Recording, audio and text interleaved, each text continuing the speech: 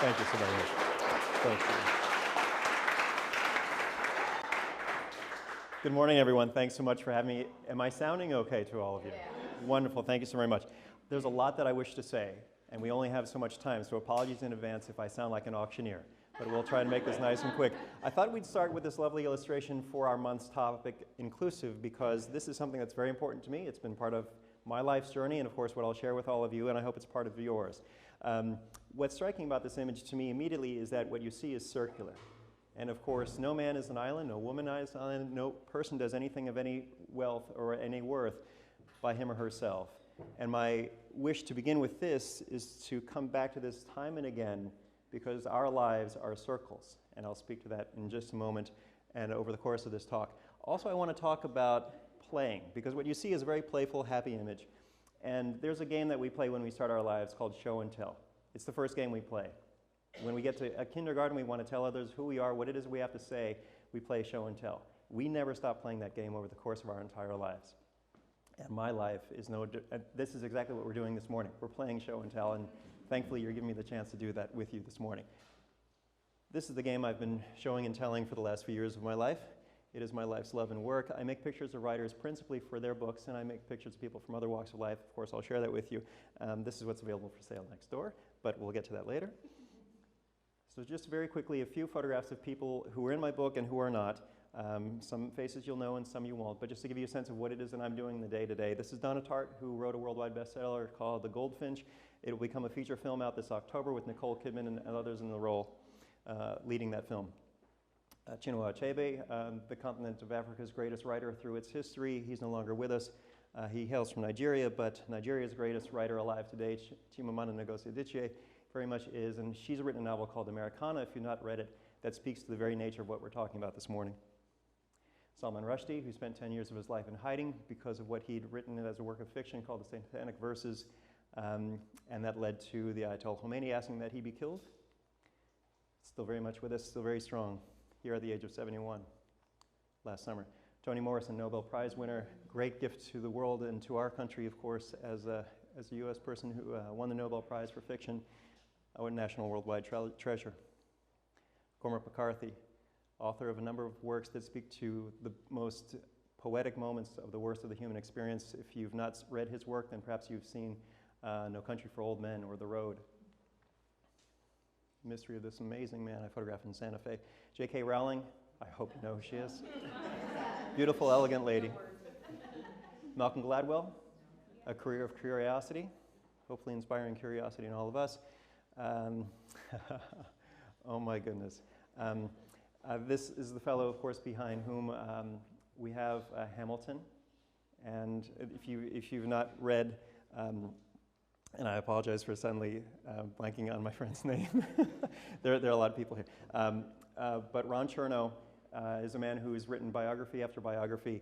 I photographed him for his newest work, Grant, about the life of Ulysses Grant, and I'm sure you all know who's buried in Grant's tomb, but you don't know where it is. It's in the Upper West Side of Manhattan.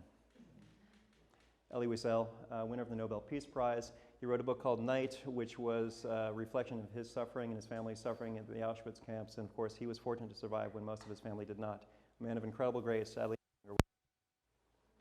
Ian McEwan, one of England's and the world's greatest literary treasures, and that's in front of his home, about 3 hours outside of London. That's where he writes. Jesmyn Ward, the first woman and the first African American to win the National Book Prize for fiction. Tarell Alvin Mccraney, local fellow from Miami, Liberty City. He's a playwright. He's now the head of drama at Yale, and he is known for having written a play called In Moonlight, Black Boys Look Blue, which became the movie Moonlight. You might recognize the colors from the poster. Charles Vallot, you might know him from his weekly op-ed in the Times, but he's also on CNN a great deal, but he had written a memoir for which I was his photographer.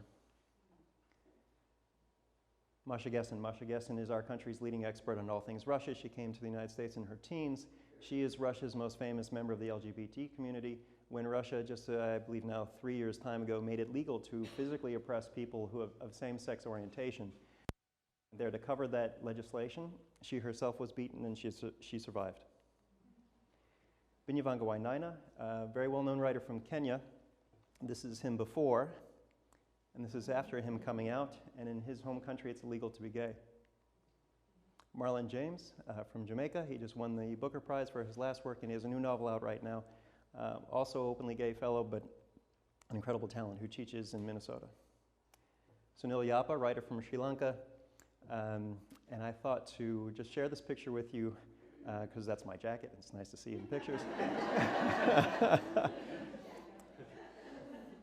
But son of immigrants, and with a wonderful story to tell about what it is to love in challenging times. Tayari Jones, who wrote a national bestseller called An American Marriage, and it speaks to what it is to live the African American experience of love in challenging times in our country. On to people who write young people's literature. This is Jacqueline Woodson, who's actually our national ambassador to young person's literature, a holdover from a previous administration, the title, but it still exists. Jason Reynolds, who also writing young person's literature and a new wonderful star on that genre. Michelle Alexander, who wrote The New Jim Crow, how our U.S. Prison system is acting as a surrogate since slavery is no longer permitted. On to poets. Patti Smith, I hope you all know who this beautiful woman is.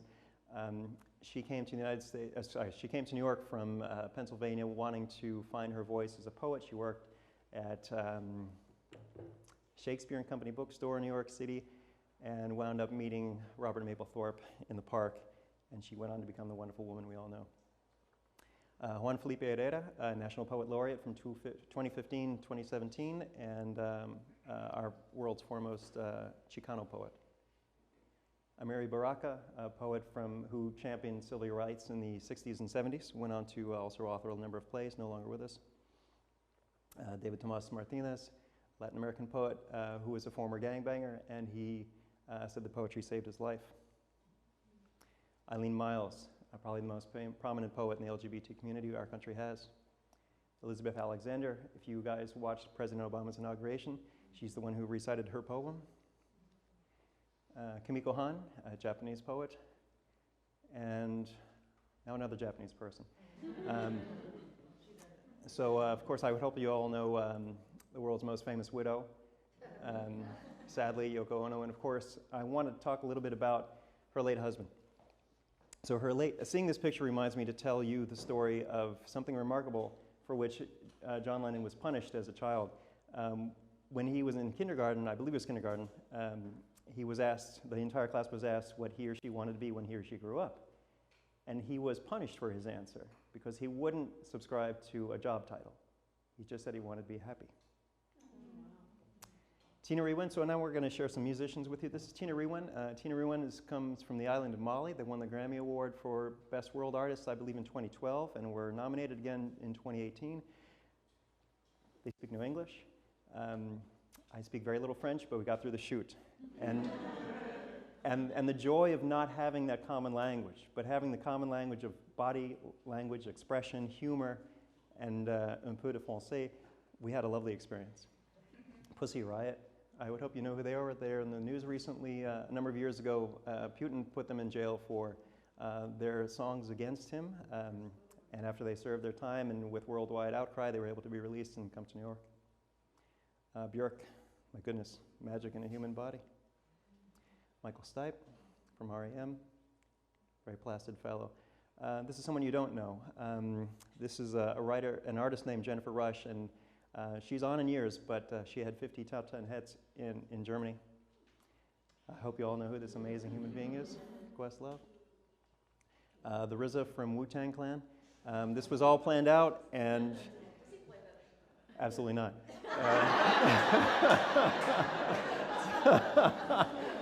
We have a lot of pictures to go through here, so bear with me. But at the time that I was asked to make this picture for a magazine, he was doing so many things. He was producing records. He was still rapping. He was doing films with Jim Jarmusch. He was producing.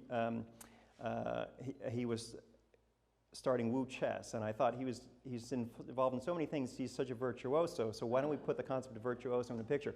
His management approved it, so I rented a violin. And he proceeded to beat the hell out of this, and I told him how expensive it was. And then he shows up 2 hours late. Sorry, I'm late, let's have lunch. And then I'll give you the rest of my day.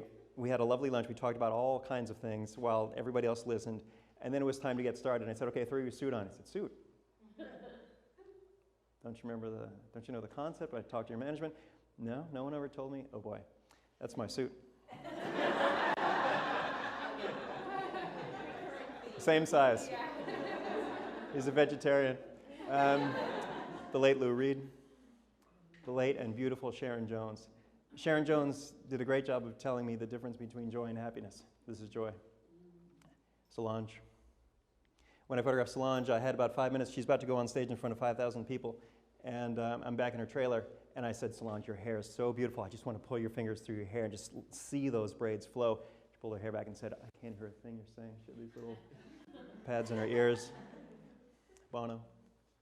This handsome man, slightly more handsome, eloquent, better talented, spoken than me. He's amazing. Nick Offerman. His inspiration to become a comedian came from watching Animal House as a child, and he really loved the scene in which John Belushi raised his eyebrows. So I said, do the same for me. This beautiful person. Ai Weiwei, one of our world's foremost artists. He made a documentary film that I hope you had a chance to see. It's online now, I believe on Netflix, called Human Flow, about the refugee crisis. Important film. Oh my goodness, help me out here. This is the fellow who shared secrets while a member of the military. Chelsea Manning, thank you very much. His life cast in darkness, her life cast in darkness for a long time, but a really beautiful soul. John Lewis had his skull crushed by way of the Selma March, and went on to love us nonetheless. National Secretaries Day is next Wednesday, and so I thought I'd share a few secretaries with you. This is former Secretary of State Henry Kissinger and former Secretary of State Hillary Clinton. Smiling face you might recognize. A few other people who also love us. This is Julian Castro, former mayor of San Antonio, another Secretary of HUD under President Obama, and he's running for President of the United States right now. Gloria Steinem, one of our foremost feminists, of course. I hope you all know her. This is Opal Tometi, co-founder of Black Lives Matter. Tarana Burke, founder of the Me Too movement way back in 2006. All those people I shared with you just now are people who, of course, are heroes and heroines to different people, and they all have stories to tell. This is another heroine of mine. This is Heidi Lansky, who recognizes that stories are not only told on stage and film, on television, or in books, they're also told through bodies. So she's a dance choreographer. She had studied, sorry, I forgot the person's name, but her concern is to advocate for beauty of the human body and language the human body speaks, no matter its shape, form, condition. So you can see here we are in rehearsal, and we have dancers who are wheelchair bound, spinal conditions. See how amazing Tiffany is there.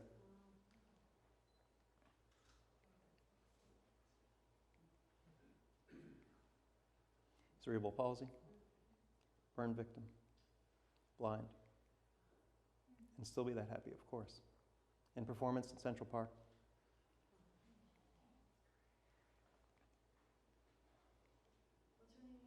Heidi Lansky.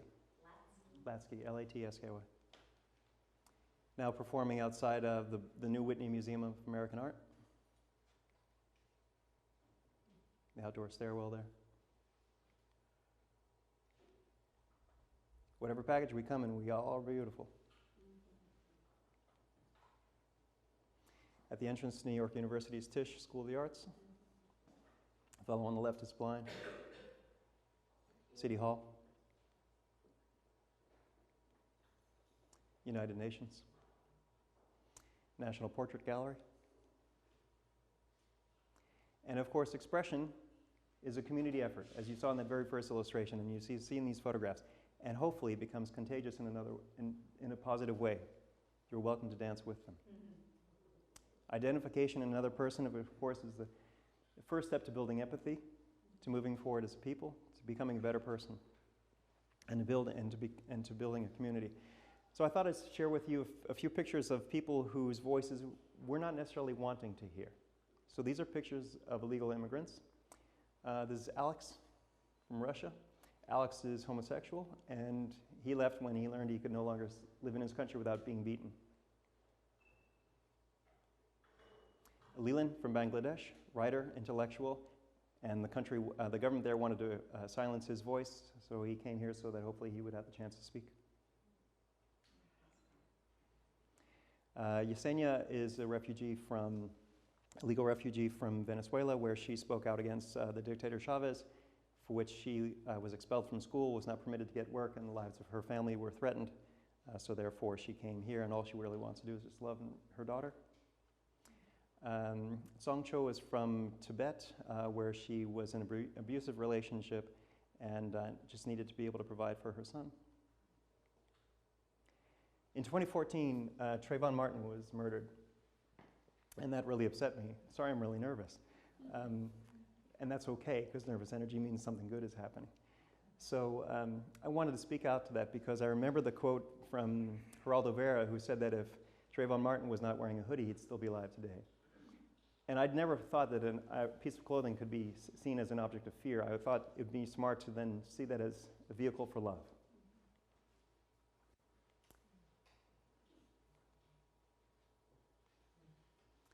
So these are pictures I made at the William Dandy Middle School in Broward County.